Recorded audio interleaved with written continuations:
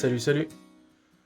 Bon, sur la fin de mes tribulations covidesques, parce que oui, finalement, c'était pas tout à fait fini et on n'est encore pas tout à fait très bien dans la famille là. Entre deux moments où ça va pas top, je me mets à faire un peu de bricolage puisque j'ai acheté une nouvelle porte pour les poules. Donc là, j'ai fait à l'atelier au chaud avant de se dire on va aller l'installer, sachant qu'on est pendant la vague de froid du mois de début avril 2022, qui va nous geler tous les arbres fruitiers. Euh, eh bien, je viens d'installer ça. Je vais vous montrer ce que j'ai fait. Ici, donc j'ai acheté ça sur Le Bon Coin à DNT. Je vous mettrai le lien si je le retrouve. En fait, le problème c'est qu'il change d'annonce régulièrement. Et donc, il m'a envoyé les deux rails et la plaque en alu. Bon, ça, clairement, c'est de la petite cornière classique. Donc ça, c'est faisable soi-même. Mais ce qui est plus important, c'est pas le caleçon, hein, on est bien d'accord, c'est ce qu'il y a dessous pour masquer la lumière, là, pour le moment. C'est ce petit boîtier là, tac, avec un tout mini panneau solaire.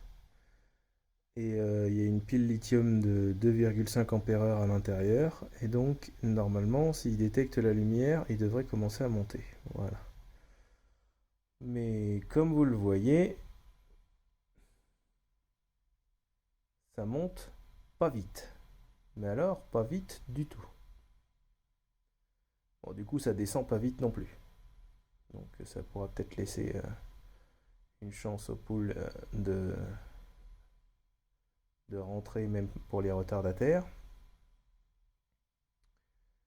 Et voilà. Et ça, moi, ça me paraît vachement plus sécurisé que l'autre. La porte en alu, elle est assez lourde quand même. Bon, faut pas qu'elle dépasse 600 grammes parce que sinon le moteur de lui, là-haut, il marche pas. Il y a un petit panneau solaire intégré, donc c'est bien de prévoir son poulailler avec la porte au soleil.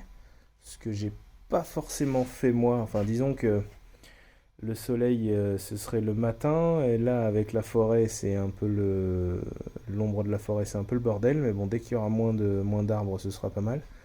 Mais d'un autre côté, si vraiment la pile elle tient pas, enfin elle se recharge pas, on peut, euh, on peut enfin acheter un chargeur de pile qui va bien. C'est une batterie lithium.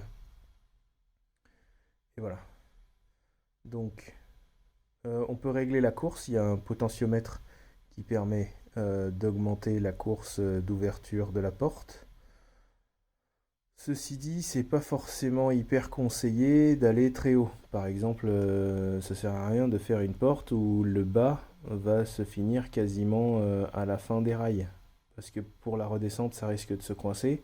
Et puis si jamais il y a un peu de vent ou quoi, ça risque de foutre la zone. Donc, il faut faire un truc, 3 quarts, un quart, un truc comme ça, ou 2 tiers, un tiers. Ça suffit largement. De toute façon, vu la taille de la porte qu'elles utilisent, même le coq aujourd'hui, euh, eh ben, ça devrait leur suffire largement. Voilà, il a presque fini.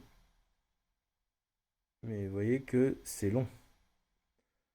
3 minutes pour s'ouvrir, c'est gigantesque. Mais bon, ça permet, voilà, il a fini. Ça permet au moteur de pas forcément forcer trop. Et voilà. Alors moi, je me suis pas mis dans le trou de la plaque directement. J'ai mis une petite vis.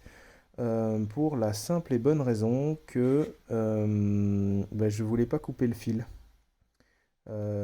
J'avais ébarbé, mais du coup, comme j'avais ébarbé, bah, c'était un peu plus tranchant et j'avais peur de couper le fil de pêche. Donc voilà. Et là, ce que je vais faire, c'est que je vais me faire une boucle pour pouvoir l'ouvrir à la main ou la laisser ouverte.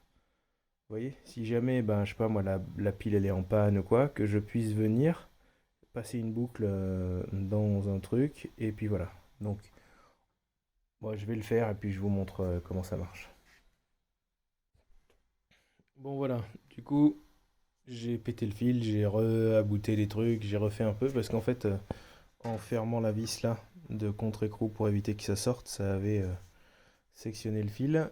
Et donc au départ je voulais avec du fil de pêche reprendre et tout, mais finalement j'ai fait un truc simple avec juste un fil de fer on vient passer ça dessous, ça l'empêche de redescendre, c'est tout ce qu'on veut. Le temps qu'on fasse des opérations, si on veut laisser la porte ouverte ou quoi. Et voilà. Le plus simple, le moins de technologie possible, pas de nœud, rien, juste une petite vis qui la maintient en haut, et terminé. Bon ben, maintenant, il ne reste plus qu'à aller installer ça au poulailler. Donc comme la dernière fois, vous vous souvenez, j'avais fait ça, l'autre porte merdique là, je l'avais mise sur une planche d'OSB, donc je vais aller directement enlever la planche d'OSB et remplacer par celle-ci. Bon, je viens d'installer la nouvelle porte et voilà ce que j'ai trouvé, ça s'est cassé la gueule.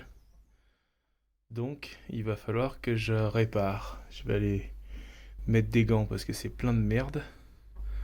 Et du coup il va falloir que je répare. J'avais laissé la porte manuelle là pour faire ça.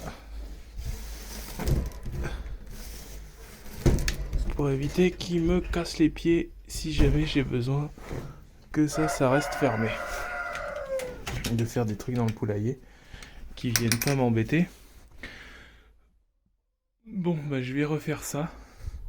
Cette partie-là, de toute façon, je voulais refaire un autre truc pour pouvoir venir mettre l'eau qui est là sur une tablette en haut là. Du coup, ben c'est l'occasion. Je vais faire ça. Bon voilà, j'ai fait la réparation. Donc, ben, je l'ai lavé, c'est pour ça qu'il est mouillé. L'escalier est dans l'autre sens par rapport à ce que... Arrête de faire du bruit. L'escalier est dans l'autre sens par rapport à ce que c'était. Et j'ai rajouté une plateforme là-haut pour qu'elle puisse aller boire. Bon, on va voir si ça va leur plaire ou pas. Et avec la plateforme dans ce sens-là, normalement, vu qu'elles dorment sur les perchoirs là-bas, elles devraient plus chier dessus, ou beaucoup moins, disons. Voilà. On a nettoyé un petit peu. Donc ça devrait aller. Maintenant, on va aller voir dehors la porte vue de l'extérieur. Et voilà. Donc vue de l'extérieur, ça donne ça. Et du coup, bah, l'ouverture de passage est quand même beaucoup plus grande que l'ancienne. Et bon, a priori, ça a l'air de fonctionner. Tout à l'heure, l'atelier était fermé là entre midi et 2 avec lumière éteinte. Évidemment, j'ai retrouvé la porte fermée. Et dès que j'ai allumé la lumière, tout ça a commencé à s'ouvrir. Donc, voilà.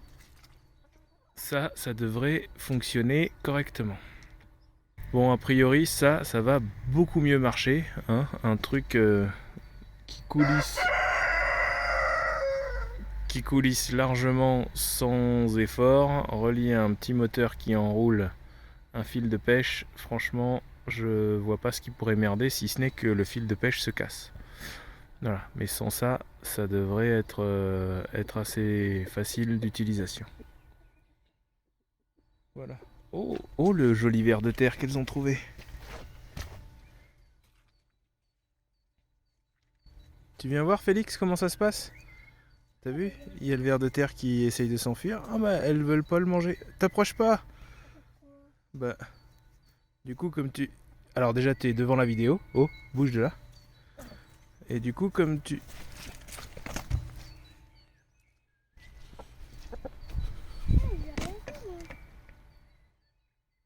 Bon, évidemment, le coq a attaqué Félix, puisqu'il a gêné la poule et l'a empêché de manger tranquillement son ver. C'est ce qu'on lui a expliqué après, que c'était de sa faute si le coq avait réagi comme ça. Bon, il faut quand même faire attention, surtout avec des enfants, parce que vis-à-vis de lui, finalement, ils sont pas vraiment beaucoup plus grands que le coq. Voilà. Bon, allez, à la prochaine.